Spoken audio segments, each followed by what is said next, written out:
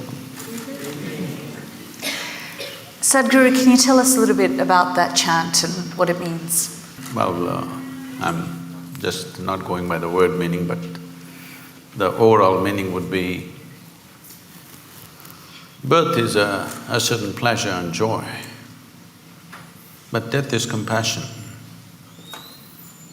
When you have lived enough, the relief of death is fantastic. The worst thing that could happen to you is that suppose you have to live forever.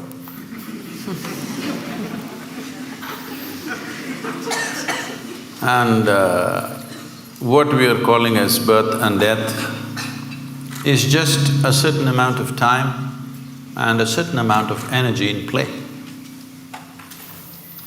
Time-wise, no matter who you are, what you are, for all of us, time is rolling away at the same pace. There's nothing you can do about it. You can't hold back a day.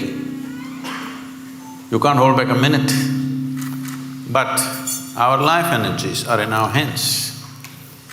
If we take charge of this, then in a certain way, we have mastery over time.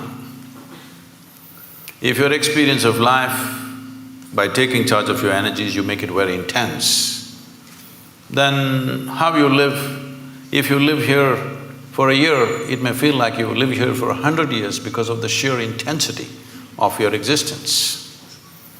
And also in terms of activity, if you organize your energies well, what somebody may do in 10 years, you may do it in 1 year. So in terms of impact, if you live 100 years, you lived 1,000 years. So essentially, we're talking about organizing that we can organize and coming to terms with that which we cannot organize. This is where the equilibrium of life is. You just said the worst thing that can happen is if you live forever. But what if that death is then imposed on you? So I go back to what happened on Easter Sunday in Sri Lanka and the attacks on various churches across Columbo, where 310 people were killed. I mean, what goes through your mind when you see this, I mean, some would say level of evil inflicted on man by man? Oh, we must understand, evil has always been inflicted only by one man upon another man, never by some other forces. It never happened like that. No hand jumped out of the sky and did any evil to anybody ever in the history of humanity. It's always one person doing something horrible to another person. This could be done for economic reasons, this could be done because of egoistic reasons, this could be done because of wealth, property, so many things. But if we have a fight for something, let's say we are fighting for this flower vase, you and me. At some point if we fight enough, either some wisdom will arise in you or me and say, okay, you keep it, but I don't want this nonsense going on forever. It'll come somewhere. But when people believe that they're fighting for their gods, there is no compromise. This is what we need to understand. You cannot compromise when you're fighting for your god.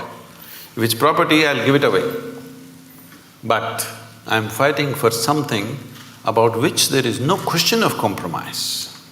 So we need to understand this. It's not when events happen like this, terrible events like this happen, everybody for a few days they will feel all this and then they'll go about their normal business. We must understand the moment you believe something and I believe something else, it's just a question of time when we are going to kill each other. Maybe we will, or maybe our children will, or maybe their children will, but it's bound to happen. When you believe something, when you believe means just this, what you do not know you assume and you concretize this assumption in your minds and you gather numbers. If these 1,000 people here all believe one thing, and when we step out on the street, if they all believe something else, inevitably there's going to be a clash. It's just a question of time. How do we deal with this though? So, you have set up the menu, but you're surprised when it gets served on your table. Why are you surprised? It is bound to happen. It's bound to happen. All this talk about just adjusting and creating little bit of peace here and there is not a solution. One fundamental thing that we should do in the next 25 years, if we are really concerned about the future of the world, because the day of the sword is over. Now it is a day of a deadly button which can do things that you can't imagine ever. Those kind of things it can do. Well, these deadly buttons are being spoken about on a regular basis these days in various places. So when this kind of capability is there, it's important in the next 25 years, we have to establish in the world, your religion is your personal pursuit, do whatever the hell you want. But it cannot be a national or global agenda. This must be set 100%. If we don't do this, we are not looking at just a few churches exploding or somebody shooting in the mosque or something else. You could have nations exploding into bits. A large part of humanity can go into bits because that's the kind of empowerment we have in terms of technology. It's not like you'll take your sword and kill 100 people. You're going to just take away millions at a time. So when this kind of empowerment is there, these kind of rudimentary beliefs, when I say rudimentary belief, I'm just saying, you believe something that you don't know. Let's understand the word belief first of all. I'll ask you a simple question, is it okay? Am I too abrasive for you? You said it's head talk. Suppose I ask you right now, how many of you believe you have two hands? Please raise one hand. Do you believe you have two hands or do you know you have two hands? No. If I start an argument with you that you don't have two hands, and if my argument becomes too powerful, one slap in the face and you know you got hands. So with hands you know. There are so many things you believe. What does it mean? It simply means things that you do not know. You are not sincere enough to admit what I do not know as what I do not know. Because you've not understood the immensity of I do not know. Only when you see I do not know, the longing to know, the seeking to know and the possibility of knowing becomes a living reality. Otherwise, everything I do not know, I just assume. What is the point of that? The moment you assume and you gather 1,000 people who assume the same things, and I assume something and I gather 10,000 people who assume the same thing, clash is inevitable, believe me. But it's easier said than done to say, well, in the next 25 years we need to get out of this mindset. Well, never before this was possible. Today we are sitting here just talking to 1,000 people, but you know that today we have means, what we speak here, we can make it reach the entire humanity. This was never ever possible. Many fantastic human beings have come, but what they could do was minimal, because when they spoke, hardly 10 people heard. Today you can sit here and speak to the entire world. When you have this capability, how come you say you cannot transform the world? We can. It is just that, are we committed to making it happen? I was just talking to somebody who was some kind of an expert on the internet. That's when I started going on YouTube and everything. This is about 12 years ago. I was talking to someone in the United States who is some kind of an expert on the internet affairs. So I've never gone browsing or anything, I'm just busy with what I'm doing. So I just asked, what are people looking for hours on end there on this net? So he very casually says, Sadhguru, about 70% is pornography. I said, what? He says, yes. I didn't want to believe him. I said, this is not possible. It can't be 70%. Maybe some people are looking up something. But then I check with a few other people, everybody says 70% of data is pornography. And they tell me, every year some 1.2 million children below 15 years of age are being sold on internet. What's wrong with us? I'm saying, when such a tremendous tool of technology comes to us, we want to sell our children? Is this how we use it? We want to change this. That's why I'm loud in the last 10 years, out on the internet. Do you think, though, that technology is a good thing or a bad thing? Technology is neither. The beautiful thing about technology is, if you learn to use it, it works for you. But who you are will decide how you use it, isn't it? But how do you So deal… what we need to fix right now in the world is, who are we? This is what we need to fix. We've all become many things which we are not. Essentially, we are born as life on this planet. Rest of the things are taught to us, isn't it? Stop teaching all this stuff which makes us something other than human beings. I mean, you can say this as Sadhguru, but how do you deal with a 15-year-old who spends 6–7 hours of their day on a phone, which then impacts their mental health, their state of mind? See, being on the phone need not necessarily impact the mental health. But what is on the phone? That's a question, isn't it? Right now, at least in India, whatever they may be looking for pornography, but Sadhguru pops up.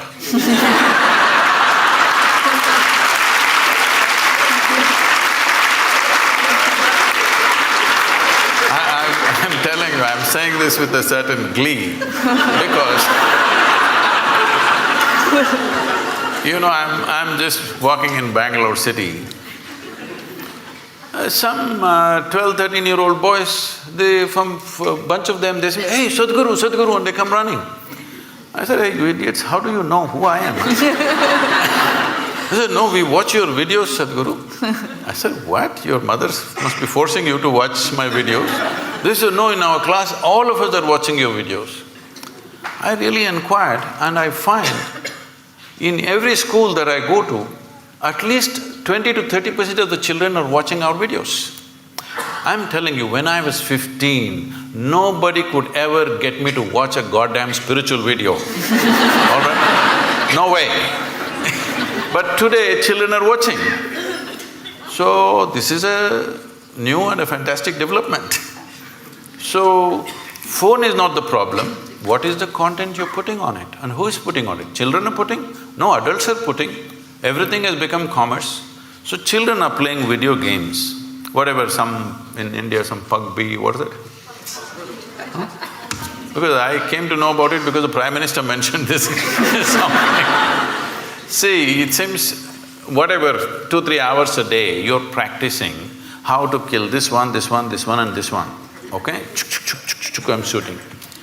When I am 12, 13, it may be okay. When I become 18, don't I want to get a little real?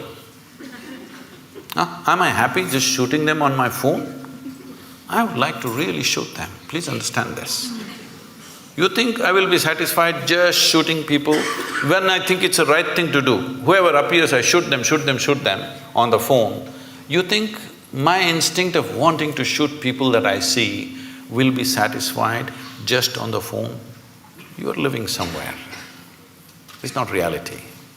So when we are putting our children through this, and we think they are violent, they are wrong, no, this is the kind of content you're giving them. Can't we change the content to whatever extent we can? I mean, but there are a lot of studies that have been done that the internet is causing a lot of angst for young people. See, these studies goes on about everything. What is not causing angst, tell me? Everything is. And these studies keep changing all the time. Yes, there is some kind of impact of a screen time because of the type of light it emits. People lose their ability, because they're going on this late night, they cannot sleep properly. Because they cannot sleep properly, next day morning there are many troubles. All these things are rolling up. Today in United States, they have technology de-addiction centers, where like AA or something, they have technology de-addiction centers where people go there, and it's a big thing that you can live without a phone. It's a huge achievement that you kept your phone away for whatever number of days. So, technology is not the problem. Compulsiveness is the problem, isn't it? If you're compulsive, even the food that you eat, if you eat compulsively, won't you get sick? So for compulsiveness, there's only one cure, consciousness. There is simply no other cure. You can make adjustments. Can I say a joke? Is it okay? Please, of course. On a certain day, an office colleague, a young woman, asked Shankaran Pillai, that. If she could get a lift in his car. So, he took her in the car and he was driving. When it got a little lonely part of the road, he pulled the car aside and he suddenly became like an octopus. That is, his limbs were all over her. She pushed him away and said, "You fool, what are you trying to do? I thought you were a decent fellow and I came with you." He said, "I'm sorry, I quit smoking."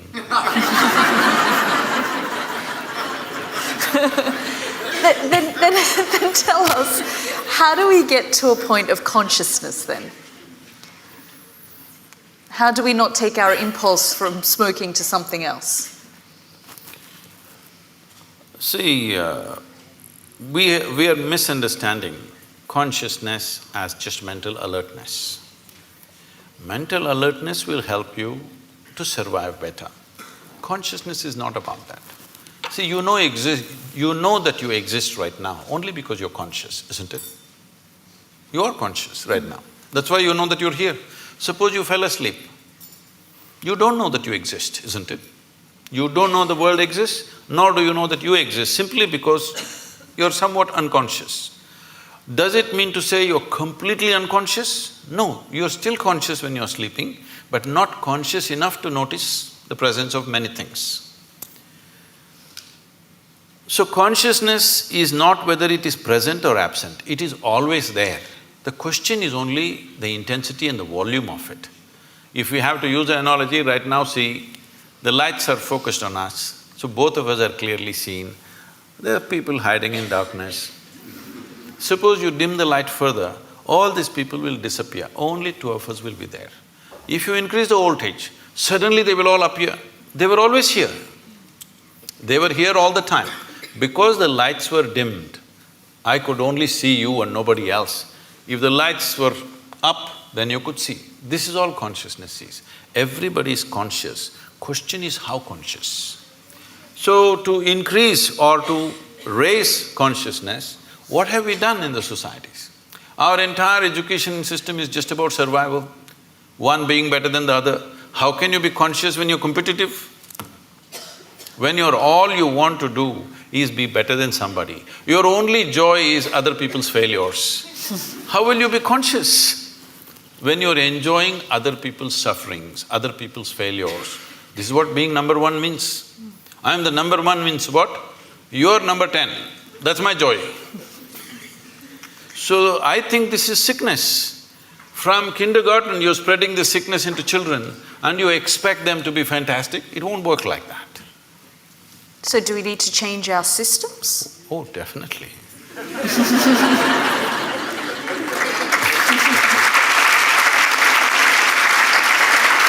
See, right now, it is anyway going to change in the next 5 to 10 years, not because people are going to become conscious, simply because of artificial intelligence. For a long time, I always wondered, even when I went to the school, an idiotic person who's read a book a few years ahead of me suddenly is acting like they're something superior. Just you read a book few years ahead of me, and how come you're so superior? I don't understand this. If you're a scholar, you read a few books. If you're a religious person, you read just one book and somehow you're superior. How come just by reading one book ahead of me, you become a superior life? All this is going to be demolished in the next 5, 10 years' time.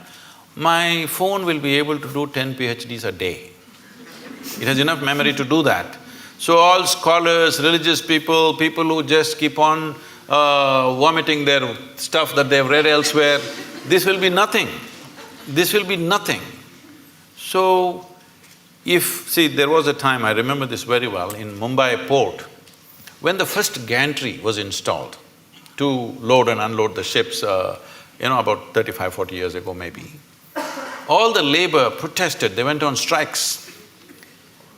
Then I was in I'm interested in this thing, so I was visiting some ports recently. I was inquiring what was the size of the vessels then, what is the size of the vessel now, how much time does it take to load, unload.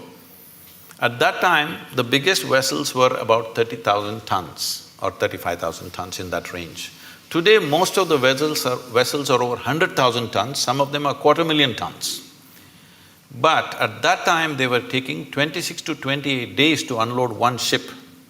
Today, they unload a ship in less than 24 hours and they're unloading 12-15 ships at the same time. That is, in one day, 12-15 ships are unloaded. Why? Because of from man's muscle, we move to machine. Right now, all the professors, scholars, all of them are crying, what will happen to our jobs? It's the same situation. What you could do with your intellect, a machine is coming which can do better. My first brush with artificial intelligence, as I saw it, was when I was 13 years of age. Today's children, everybody is on the iPads and screens all the time. When I was 13, for the first time, I saw a flatbed calculator. So somebody brought it to school, I had never seen anything like that. They said multiplication, tuk, tuk, tuk, tuk, tuk, tuk, tuk, tuk, tuk. Just came. Immediately I felt offended. Because if it can be done like this, why the hell are they torturing me in the arithmetic class?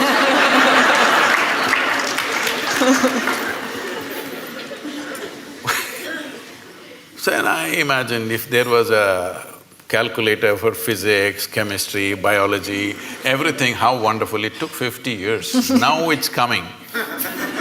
All the best for the children of the future, because they don't have to go through this torture of simply trying to retain something in your memory and believe that your memory is intelligence. Your memory is not intelligence. Your memory is a certain capability, all right? But intelligence is a different dimension of life. Consciousness means pure intelligence, unsullied by memory. Now if I look at you, oh, I know Yalda, oh, she's good, she's bad, she's my friend, she's my enemy, this, that, so much nonsense in my head. What happens now is, I don't see you the way you are right now. Yes? If my intelligence is sullied by my memory, I cannot see you and experience you the way you are right now. If I don't see you right now the way you are, I cannot see this flower the way it is right now, I cannot see the sunrise, I cannot see the sunset. For everything I have a stupid meaning in my head. There is no meaning in the phenomena of life. There is no meaning to sunrise, there's no meaning to a flower, there's no meaning to a cloud, there's no meaning to anything. It's just that it's fantastic, that's all. Meaning exists only in the psychological framework of the human being, and these meanings are simply because we are constantly dipping into our memory. In traditional terms in India, when we see people living out of their memory, we say, Ayyo karma. That means past memory is ruling them. They will never experience life. They will just recycle the same stuff. Is it possible to shed or leave behind memory? I'm sorry? Is it possible to shed or leave behind your memory? See, you don't because have to it's part shed of your your identity. No. If you shed your memory, you will again walk into the same pits that you walked in the past. Memory is not to be shed, it needs to be carried little loose, that it is not sticking to you all the time. See, your entire body right now is just memory. There is evolutionary memory, there is genetic memory, there is karmic memory, there is conscious, unconscious levels of memory, articulate and inarticulate levels of memory. In yoga we identify your existence as 8 dimensions of memory. This whole thing is memory, isn't it? See, you may not remember how 10 generations ago your great-grandmother looked like, but her nose is sitting on your face. Body remembers, isn't it? 100%. It doesn't matter where you go, what you do in your life, this body retains every bit of that memory, isn't it? So, this existence is memory, but do you want to use this body and this bank of memory that you have in your mind as a platform upon which you sit, or do you want to carry this on your head? This is the difference. Being conscious means you sit on this platform. Being unconscious means you carry it on your head, the burden of it. You mentioned artificial intelligence. Are you worried about the future? No, this is the best time for me.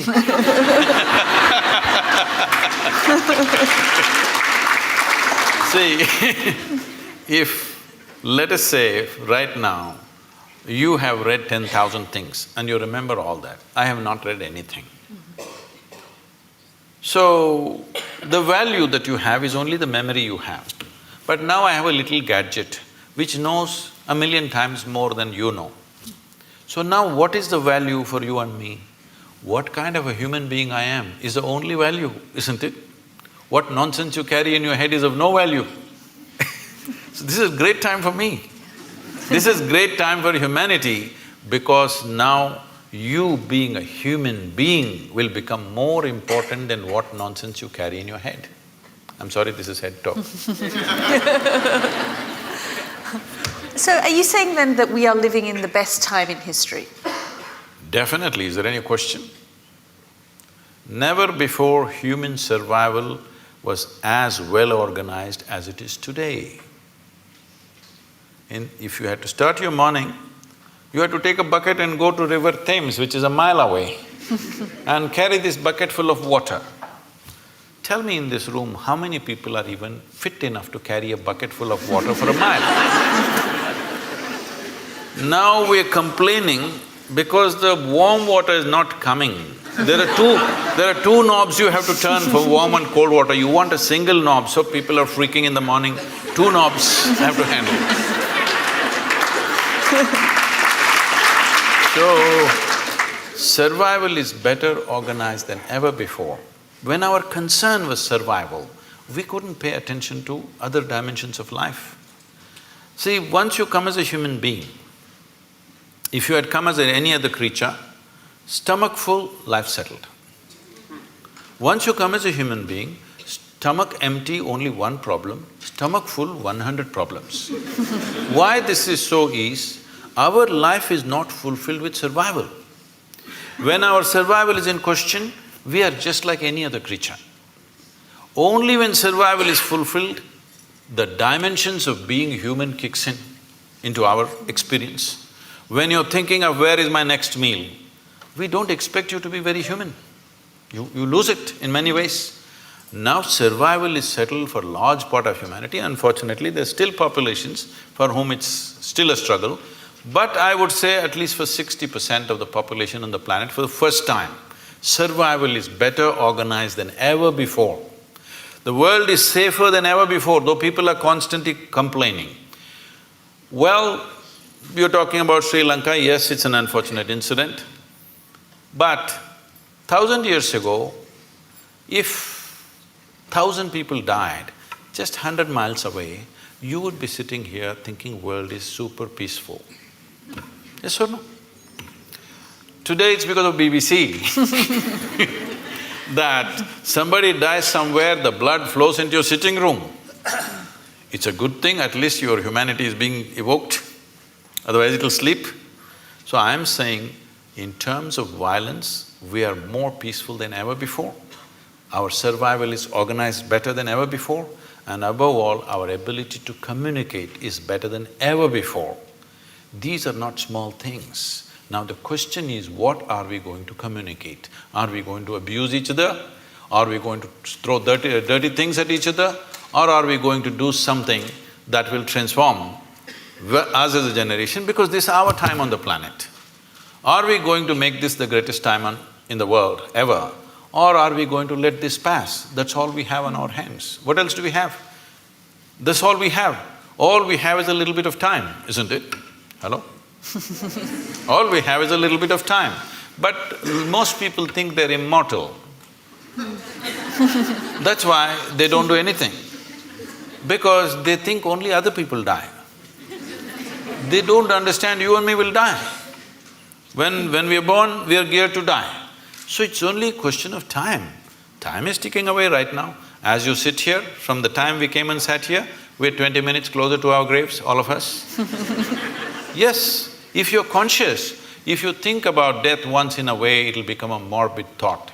But if you're conscious that you're mortal, you would organize your time in the most productive possible way, isn't it? Are you worried about global leadership though? I mean, you say we're living in the best time it's the best time for us in terms of survival and technology, but if we look at the global phenomenons at the moment, I mean, even if we look at what's happening in this country with Brexit and identity politics and people feeling like they need to belong to a certain type of thinking or group on either side of the spectrum, is that not dividing us more and more? See, I think this reaction is happening not just here, in many places across the world. I've been talking to media and others saying, don't push the pendulum too much on one side, it'll inevitably swing the other way around. So people have been pushing it too much on one side about politically being correct, saying the right word, not the right thing. The right word you must use.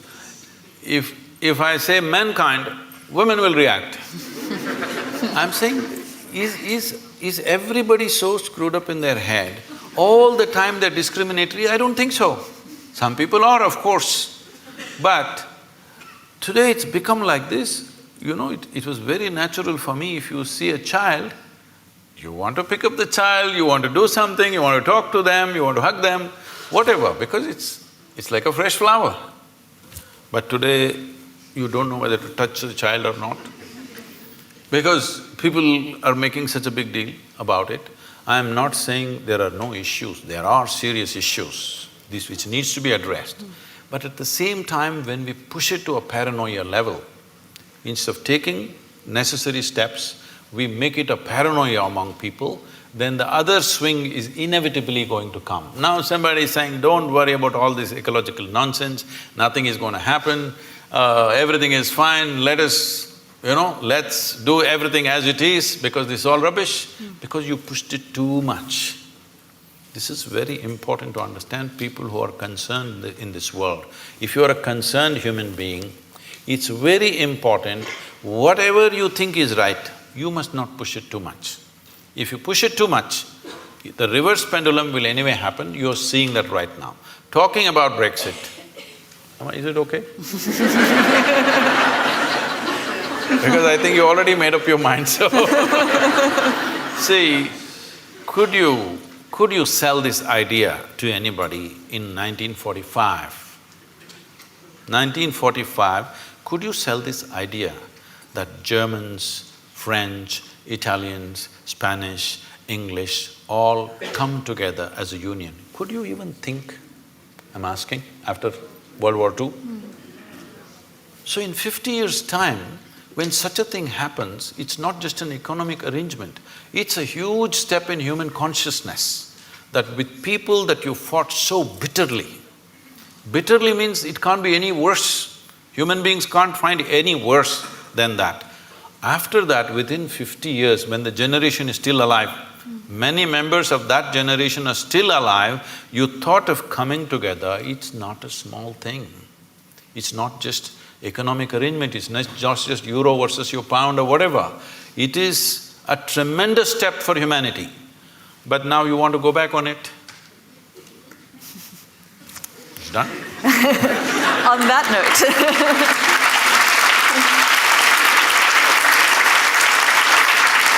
On that note, I just want to open up to the audience and give you a chance to ask some questions from Sadhguru. Just stand up, introduce yourself, and we'll start here on the front row. I'm Meenakshi and I work in technology, Sadhguru. So thrilled and privileged to be here, feeling blessed. Thank you. My question is that in Kaliyuga, is it possible to take the advaitic meditative route to try and get in touch with your consciousness without a guru and the gurumantra? Or should one pursue namasmarana and bhaktimarga as the way one tries everything but is flapping in the wind? See, you're a technology person, and I'm asking all of you. Well, each one of you may have your own religious beliefs or whatever, but please look at it sincerely. Your belief is only to a point of convenience, isn't it so? Are you willing to believe to such an extent? You have children? Children? Yes. So, are you willing to leave the future of your children in God's hands and leave it, just do namasmarana and leave them on the street? Because, street is also in God's hands, right? Are you capable? No. Are you willing to leave your home, doors open, your wealth, everything open, because God is there anyway? No, you do everything that matters to you. You're keeping God as insurance. All right? So, when you're in this state of mind, don't talk about devotion, it won't work. Devotion is a fantastic thing. Devotion is another dimension of intelligence. But with the kind of education that you've gone through, and your intelligence has become very skewed just by exercising one aspect, that is the intellect.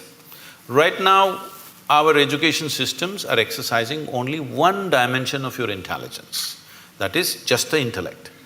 If I ask you a simple question, would you want your intellect to be sharp or blunt, all of you?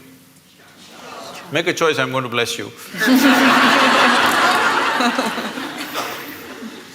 So you want it sharp. So essentially, it's a cutting instrument.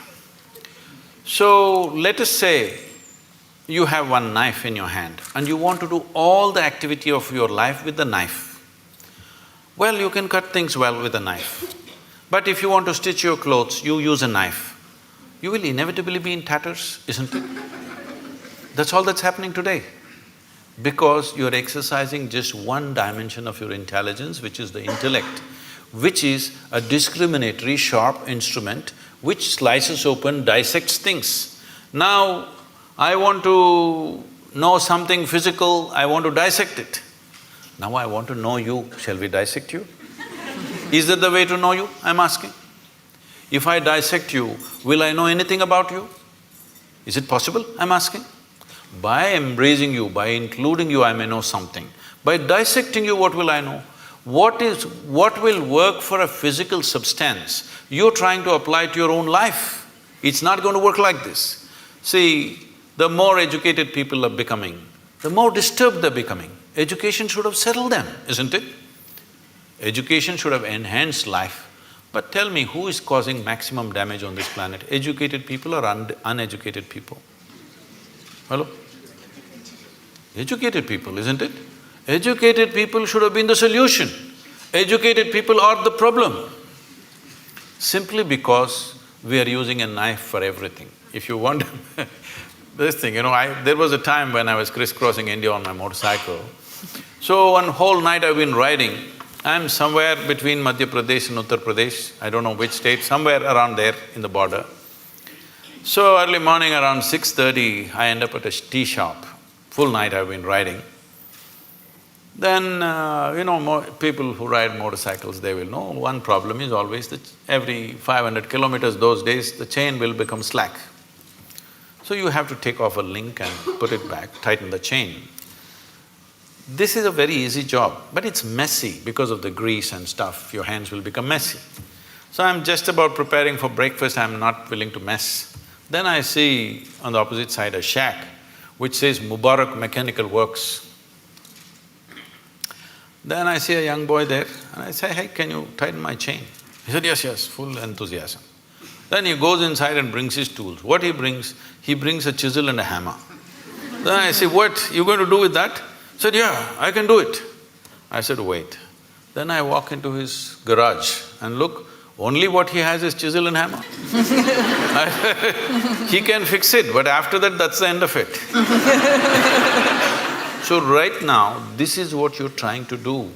You're trying to fix everything with the sharpness of your intellect. You will become a mess. The more you do it, more mess you will become. You only satisfaction you have is, you know words and things that other people do not know, but you are a total mess. Yes, because the other dimensions of intelligence have not been opened up in this society, largely. Not everybody, but largely. The systems, there are no systems to open up other dimensions of intelligence. So when we say devotion, we're talking about a completely different dimension of intelligence. Devotion is not about belief. Devotion is not about going to a temple, church or mosque.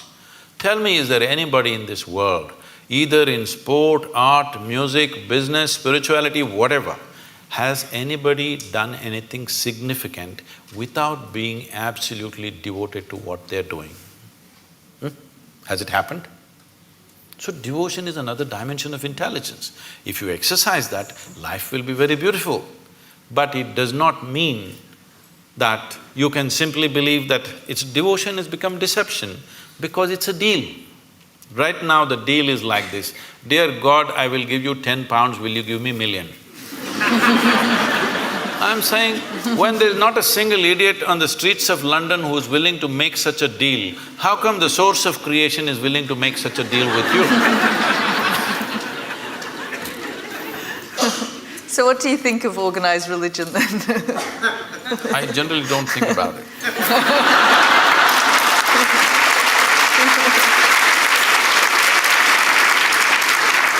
It is not that it has no use. See, if there was no religion, a lot more people would have lost their mental balance. It is a very inexpensive way of psychiatry. No, I'm saying, see, I want you to understand, the line between sanity and insanity is so thin. Don't think there are insane people and sane people. Every one of you are crossing the line here and there. Some people are not able to come back, that's all the difference is. Yes or no? Well, aren't you saying with somebody, I'm mad at you? So you are not mad at anybody, you're just mad, that's all. You are able to go mad for some time and come back, so you think you're normal. Somebody went there and could not come back, it became a terrible problem, all right?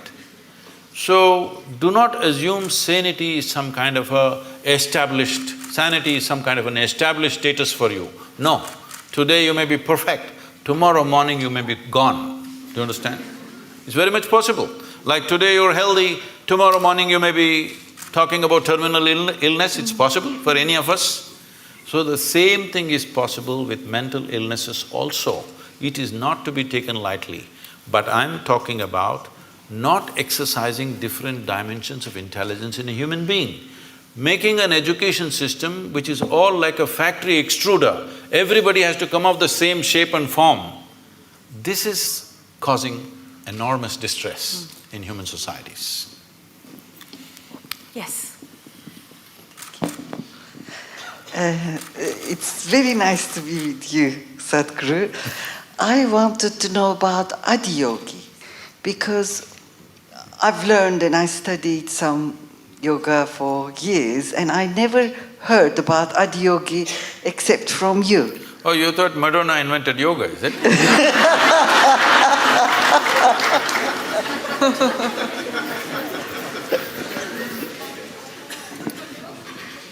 The word Adiyogi means the first yogi. We don't know the exact time, but it's somewhere over 15,000 years ago. That much we know because of certain relics we have found and certain things that have been said, certain astronomical phases that they've talked about. Based on this, we estimate it's over 15,000 years ago, we don't know the exact time. So the significance of Adiyogi is this: for the first time for the human beings, he said, if you are willing to strive, you can cross all the limitations that nature has set up for you. Only thing is if you're willing to strive. And above all, the most important thing of this is, he's the first one. I don't want to take the credit away from the English people. Charles Darwin spoke about evolution about 150 years ago. You had a 200th birth anniversary recently. So, Adiyogi spoke of evolutionary process over 15,000 years ago. He spoke in a different language. When they asked how life happened, what is its beginning, what is its end, when his disciples asked him, he said, the first form of life was fish. Second form of life, he said, is a turtle, of amphibious life. That means life is moving out of water, finding its way on the land. You Indian people know about the 9 avatars. The next one is an animal, usually it's called a wild boar, because wild boar is supposed to be the most physical creature among the mammals. So he says, it's a wild boar. Next one is half man, half animal. Next one is a dwarfed man. Next one is a full-fledged man but emotionally volatile man. Next one is a peaceful man. Next one is a loving man. Next one is a meditative man. The next one, which is yet to come, is supposed to be a mystical man. That could be you.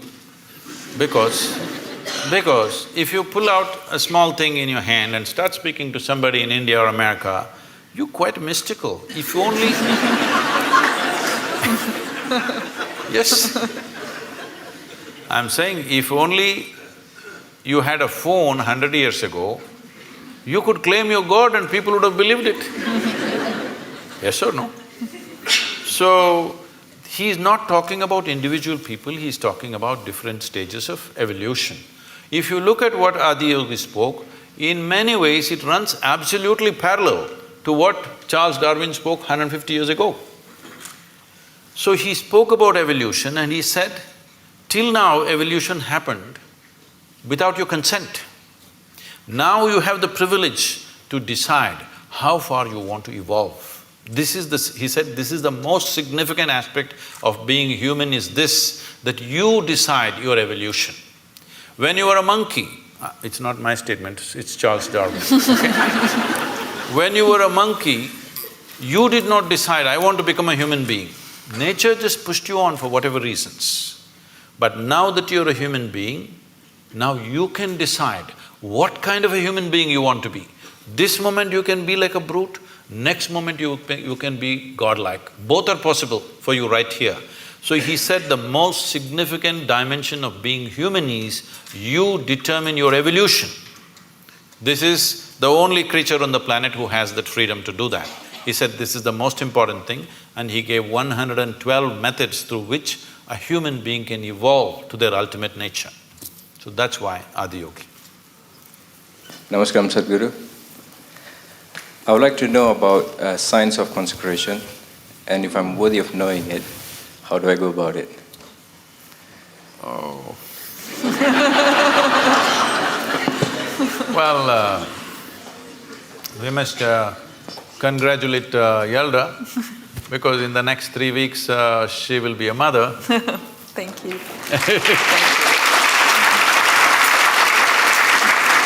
This is terrible gender discrimination because only women are ever allowed this privilege.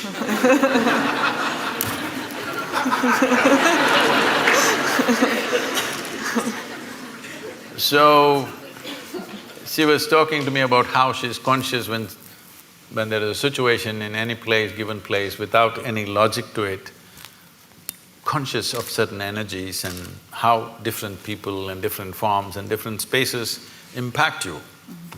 So the science of consecration is just this. The best material to consecrate is a human being.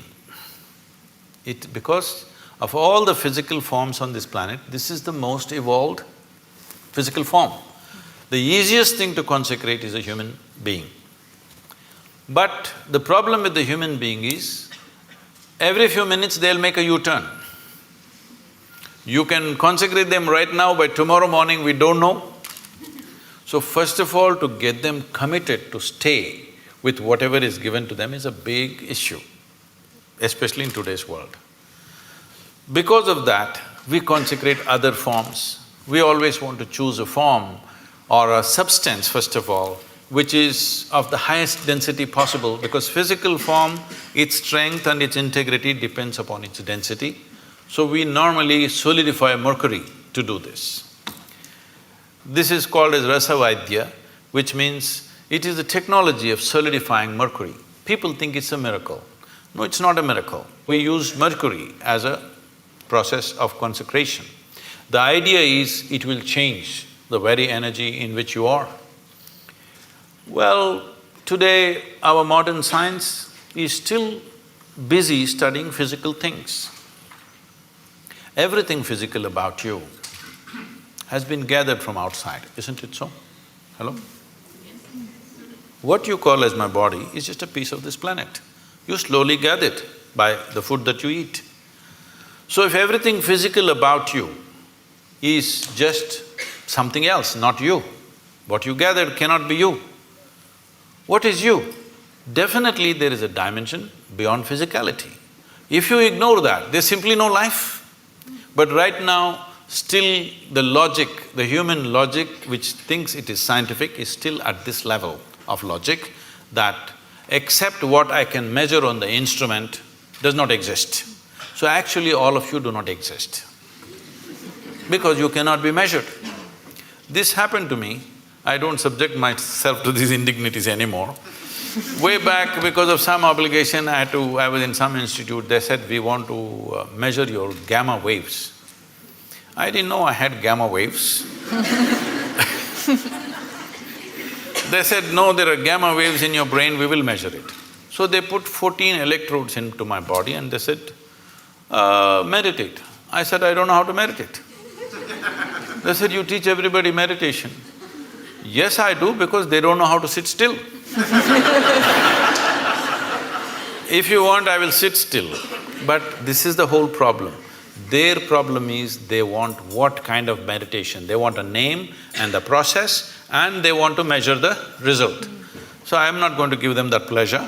I said, if you want, I'll sit still. So I simply sat. After about 20 minutes, with some metallic object, they're hitting that funny place in your elbow, where it hurts most. Then I thought it's part of their experiment and I sat there. Then they're hitting my ankle, my knee. It became quite consistent and painful. Then I opened my eyes and said, am I doing something wrong? Why am I being beaten? They said, no, according to our instruments, you are dead. I said, this is a great diagnosis you have. But then they thought through and they said, no, it looks like your brain is dead. I said, I will stay with the first opinion. I am dead like this is okay with me. Brain dead if you give me a certificate. That's not going to be good. Why I am saying this is, the essential life that you are, you think you are going to measure it in some instrument? Only physical processes will measure, isn't it? And you know, everything physical about you is from outside, it's not yours. It's not yours, it's just a piece of the planet. So, you can't be measured, so you don't exist. What a great conclusion are you making? So what is consecration? Is a dimension of energy which is not physical in nature, but it's life, concentrated life, let's say. Consecration is a way of creating a very concentrated life process. If you walk in, it's like that. So, in certain cultures, particularly in India, every street we consecrated at one time. But people slowly misunderstood, thinking these are temples for worship, whatever, it all went into all kinds of things. But still there are fantastic spaces of consecration in that culture, you must come and experience this. These days they're measuring some bio stuff and all, they're saying some fantastic things happening, I don't know what their meters are. But I know this, Yalda is saying she knows this, if you walk into a space, you know how alive or dead that space is. So is it measurable by something? No. Only life knows life. When life meets life, it knows. When life meets death, it knows. Is there some instrument to measure this? No, because all your instruments can only measure physical processes. So consecration is that concentrated life process. No human being should live in unconsecrated spaces. If you care for humanity, especially children below 14 years of age, believe me, if you make sure they spend a certain amount of time in consecrated spaces, you will not have any of this nonsense about adolescence problems. See, right now, toddler… if you're an infant, diaper problems, toddler means he's running away problems, adolescent means some other problem, middle age means crisis, old age means horrible. When are you going to live, I'm asking? You're looking at life process as a problem. It's not a problem. You are making it a problem because you're trying to fit life into your intellect. No, your intellect fits into this life perfectly well. If you try to fit this life into this intellect, it's not going to work. So consecration is a dimension and a science and a technology with which you concentrate life in such a way, if you walk in, your whole energy system bursts forth. You will see we have created spaces like this. If people just walk in, sheer intensity, simply tears start flowing. They don't know why. Simply the intensity of the place, simply tears start coming. You must every day, your cheeks should be washed with tears of love, joy and ecstasy. If this doesn't happen, you're not living yet.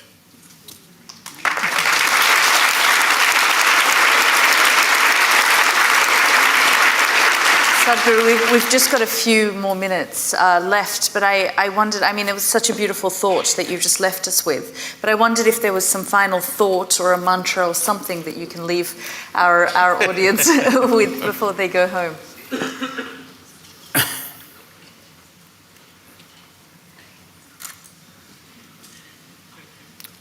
See, this is what I would like to change.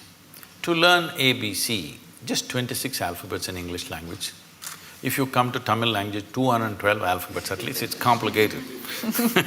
Only 26 alphabets. Tell me, how many years did you spend just learning the alphabet and learning to use it? Your basic education till high school, this is all you're doing, learning to use the language and using the language so that you can understand whatever comes your way, this all. At least 12 years. 12 years you spent, one solar cycle that's called in yoga. One solar cycle you spent just to learn a language, to communicate with people. But to transform your life, you want a 2-minute mantra.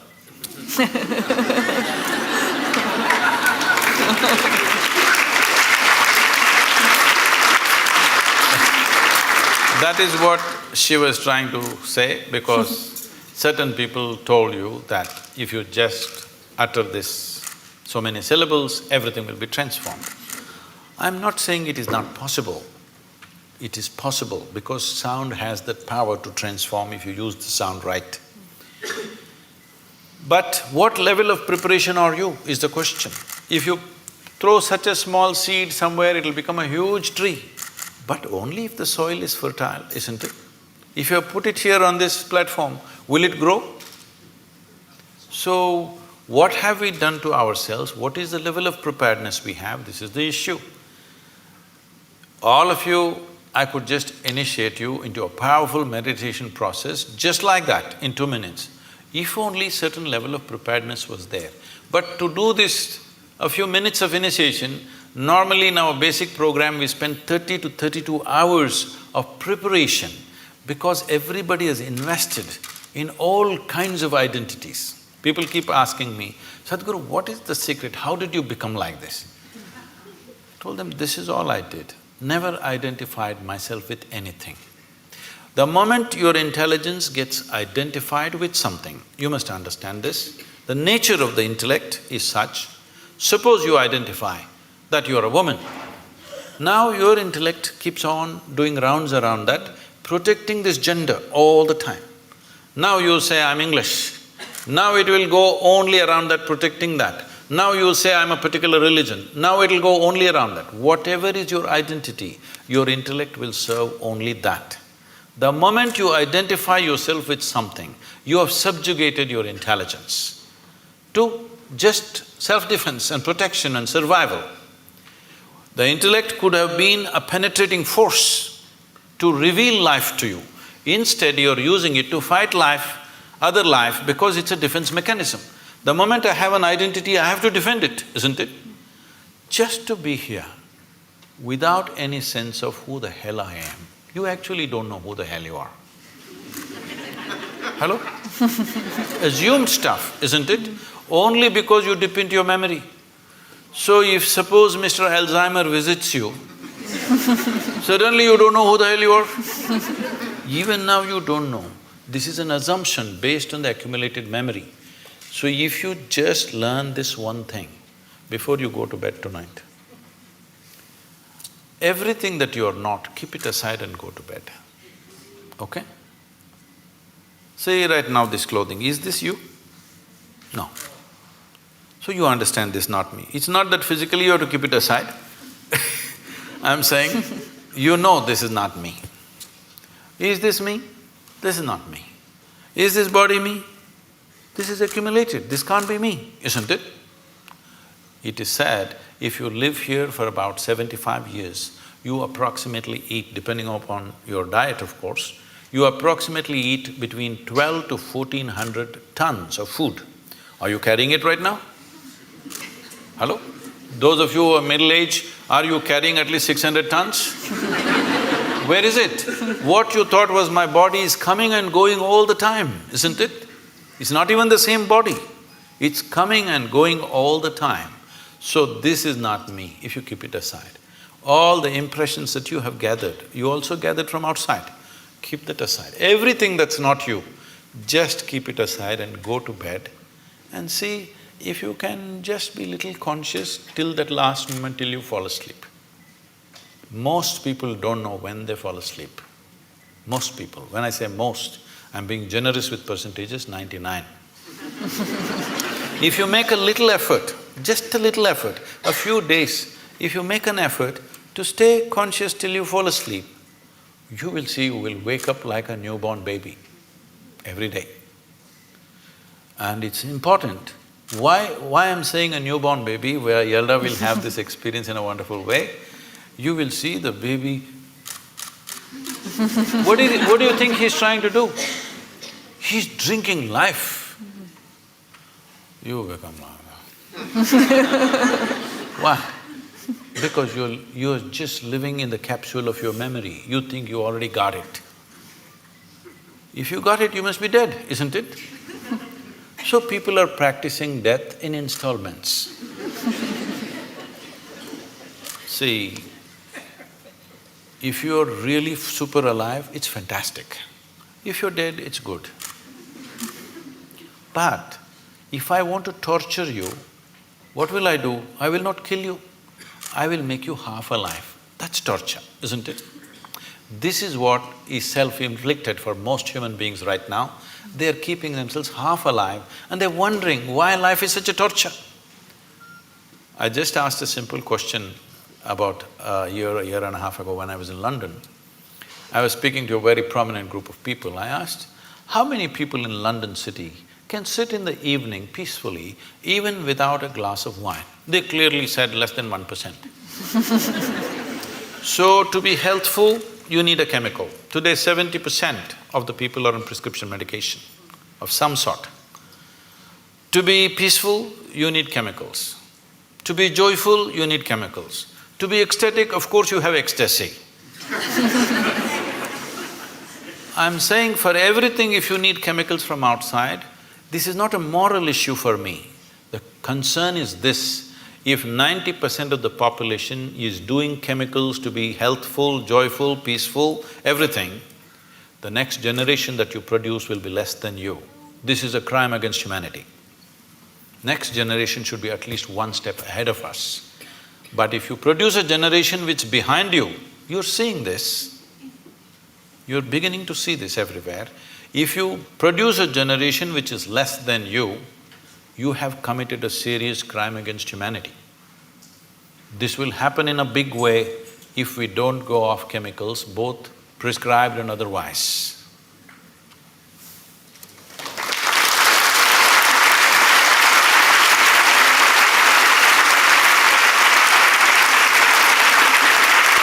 Thank you. Thank you. Thanks, Sadhguru.